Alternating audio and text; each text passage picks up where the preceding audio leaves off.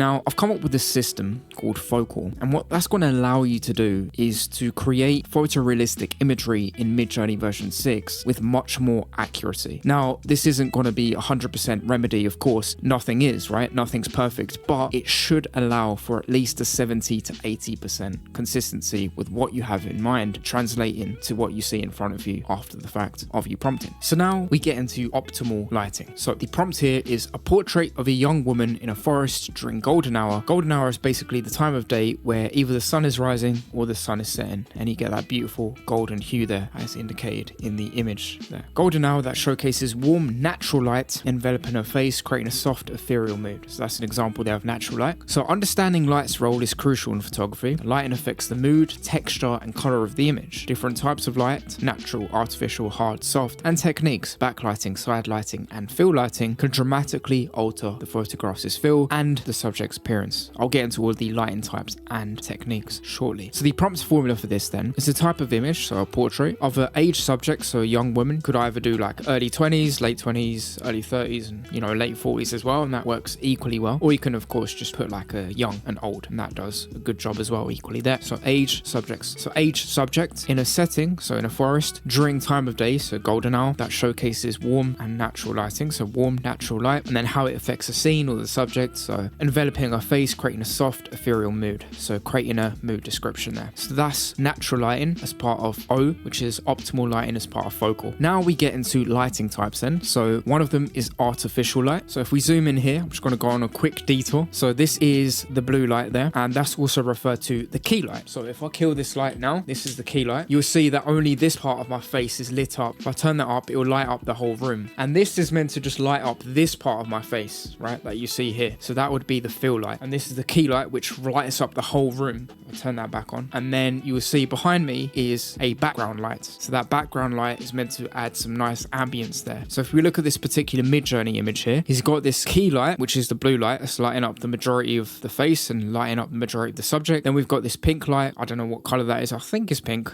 And then behind him we've got some like yellowish orange type of light, okay, behind him. So that's like the background light, okay, in this case. And this is called a 3-pointed lighting setup. So you have a key light, you have a fill light, then you have a background light. This is the prompt now. So a studio portrait of a musician with dynamic colored artificial lighting from above, casting vibrant hues and dramatic shadows, emphasize texture and depth. So different colors can evoke various emotions. For example, warm colors like red and orange might create a feeling of warmth and excitement, while cooler colors like blue and green can give a sense of calm or sadness. This kind of lighting can add drama, highlight important features, and make images more captivating, allowing photographers or Midjourneyers to tell a story or convey a specific atmosphere through their work. So that's artificial. Now we get onto hard lighting. Now hard lighting, I'll get to that shortly, but the prompt is close-up portrait of a man with hard lighting from a single source, creating sharp shadows on his face that highlights texture and adds intensity to his expression. So we can see, like, let's say if the lighting was evenly spread all throughout his face, I don't think his expression would look as epic and dramatic. And that's exactly what hard lighting does, is it accentuates certain facial features of the subject in question really well. And the description now is hard lighting creates sharp shadows and strong contrasts, accentuating textures and shapes with dramatic, attention-grabbing images. It's great for highlighting details and enhancing mood in photography. So that's hard lighting. Now we get onto soft lighting. So the prompt for this is a portrait of a woman by a large window on an overcast day with soft light diffusing.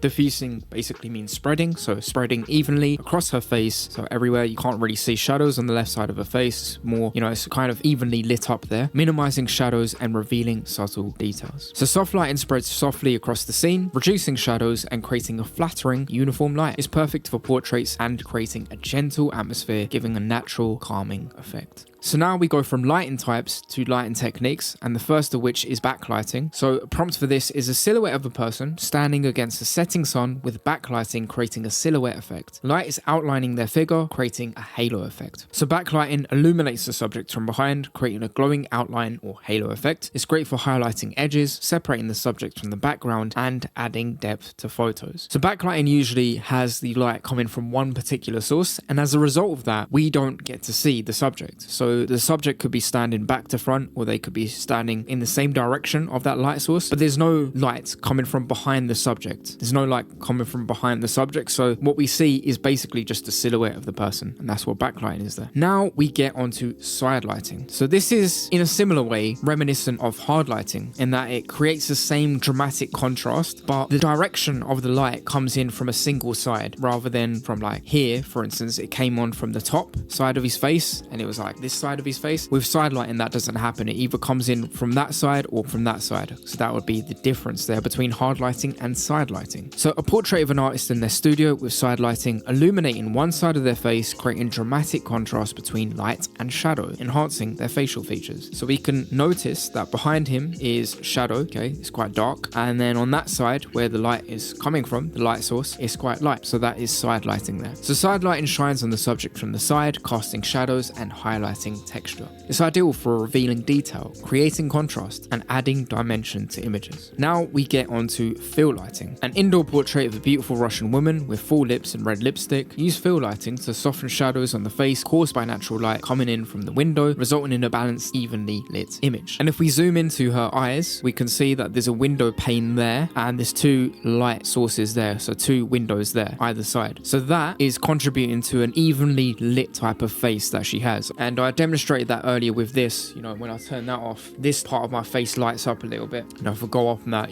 this part of my face lights up. So that would be considered the fill light there. Now you won't want to miss the next part, because the next part is really important for being able to change the perspective and how you want your particular subject to be portrayed. All of that gets achieved with clicking the card on the right to watch the next video, part 3 of the series of F.O.C.A.L. See you on the other side. I've been Vay, and until next time, peace.